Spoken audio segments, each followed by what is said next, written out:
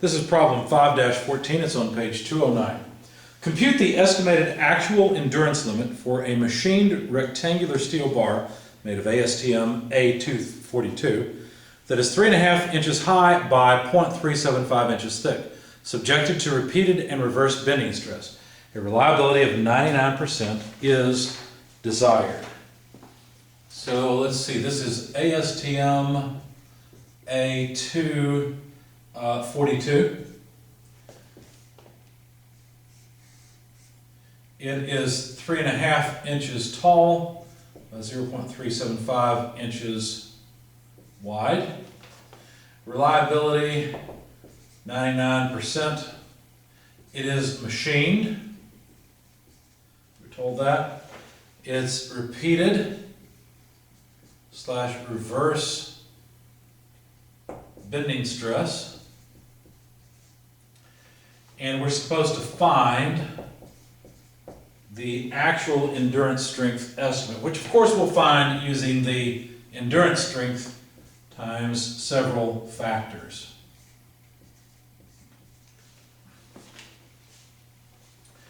The first thing to do is look for the ultimate strength of this steel.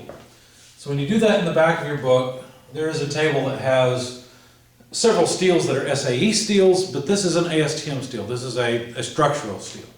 So go to the table that has structural steels, and you'll find that the ultimate strength, well, it depends. It depends on the size of the part that was made to be a structural element. Now, this was made to be structural, but it has been machined down. What I'm saying is your guess is as good as mine, because the bigger the cross-section, the bigger the overall size, initial size, the lower the initial strength estimate. So I don't know if they took a huge piece and machined it down, but that would be foolhardy, right? It's not wise to take a big chunk of material and machine a ton of it off. So I'm going to assume that this started out relatively thin. As a matter of fact, anything below a size that has a thickness less than 3/4 of an inch is assumed to have an ultimate strength of 70 KSI. Now, you wouldn't machine it down this way for sure, right? You'd want to get the thinnest stock you could and machine it down this way. We've got to cut it half off, right? So I'm going to assume that we began with hopefully the biggest 3/4 inch thick stock, and therefore our ultimate stress for the material is 70 KSI. Now, from that, we can look at the figure in this chapter, take the ultimate strength, and look up the endurance strength.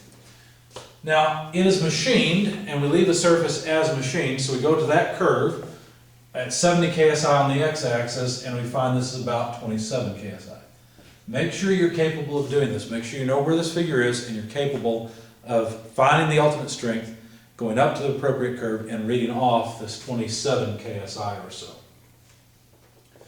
Now, the type of material we've got is not cast, it is steel.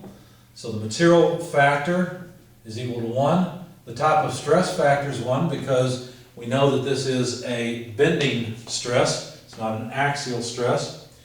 And the reliability factor is 0.81 because we want a 99% reliability.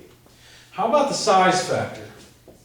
Well, the size factor depends on the diameter. Oh, wait a second, we don't have a diameter, do we? We've got a base and a height. How do we figure out the size factor? Well, we need a diameter in order to do that. So what we have to do is come up with an equivalent diameter. Now remember in the lecture I told you that for a rectangular section using the A95 area, right? Where we're just considering an area where the stress is at least 95% of the maximum. For that, the equivalent diameter comes out to this equation. So all we've got to do is plug in the numbers we've got. The height is 3.5 inches. The base is 0.375 inches, or in other words, 3/8 of an inch. Plug all this in. The equivalent diameter is about 0.926 inches. Well, you could go to the figure and try to figure out where that is on the x-axis, go up to the curve and read off the size factor, or you could plug it into the equation.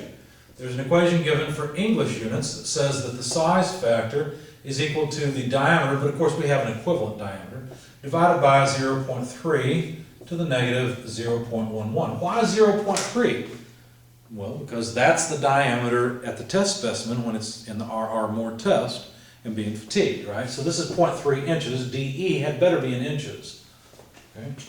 So the equivalent diameter is 0.926 inches over 0.3 inches raised to the negative 0.11 power. So this comes out to a size factor of about 0.883. Now I can plug in all of these factors to get the actual endurance strength estimate.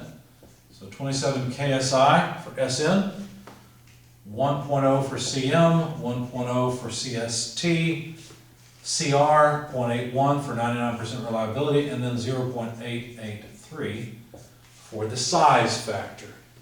Put all this together and this comes out to about 19.3 KSI. So there's the actual endurance strength estimate. It's 19.3 KSI.